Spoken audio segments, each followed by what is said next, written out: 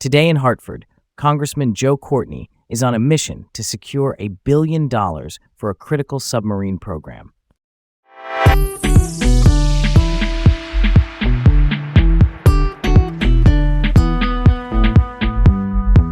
I'm Leah.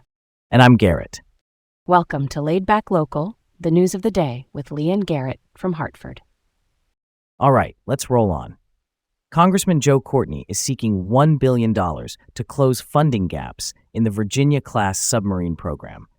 U.S. Rep. Joe Courtney, who represents the district with the Groton shipyard, is pushing for this because of budget issues and rising material costs. He wants to keep up the pace of building 2 submarines a year, which is super important for our naval defense and international commitments. His amendment got through the House Armed Services Committee, but the budget talk isn't over yet.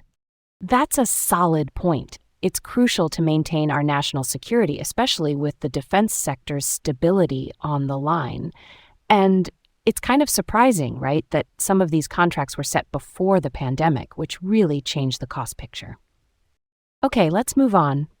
Despite growing vaccine skepticism, Connecticut leads the nation with a 98.3% measles vaccination rate for kindergartners.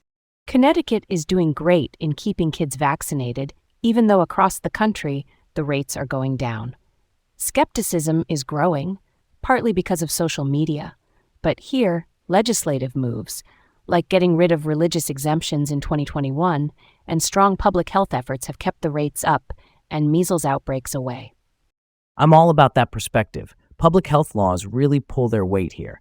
But man, the misinformation spreading on social media is a real issue.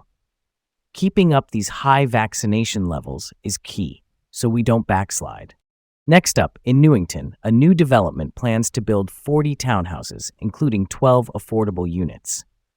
Developer Pat Snow, with Kits Lane Apartments LLC, is working on this project to help meet the demand for affordable housing in Newington. The plan falls under Connecticut's 830G law and will be looked at on August 13th. It's near the busy Berlin Turnpike, making it a strategic spot. That's a story worth telling. With the growing demand for housing, this initiative is super important. It's wild that the 830G law limits how local officials can reject these proposals, even with zoning concerns, if they meet the affordable housing requirements. Okay, here's where we go next. Friendly Hands Food Bank in Torrington expands, thanks to a $2 million state grant amid rising demand. Since the pandemic, the need for food support has skyrocketed. The food bank, once serving 300 people a month, now helps over 11,000. They've moved into a bigger space with a grant from the state due to federal cuts. Their new setup feels like a grocery store, even offering facilities for veterans. That's pretty cool, right? The state stepping up like this is great. And who'd have thought social media would play such a big role? It's how they let the community know when food is available. That's some creative thinking. Let's switch it up. Starman's nighttime art brings joy and wonder to Essex with a 35-foot-long water dragon sculpture.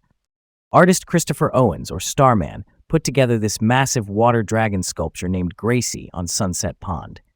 He did it under the cover of darkness, aiming to bring some joy and wonder to the folks around Essex. Initially, Gracie was in Chester, but permit issues led to her moving here. The local reception has been super warm. That's close to the heart of it. Public art can really transform a community space and bring people together. I love how the story of assembling it at night adds an extra layer of magic. And the move from Chester is such a twist, isn't it? That's all for today on Laid Back Local, the news of the day with Leah and Garrett from Hartford. Have a great day and join us again tomorrow.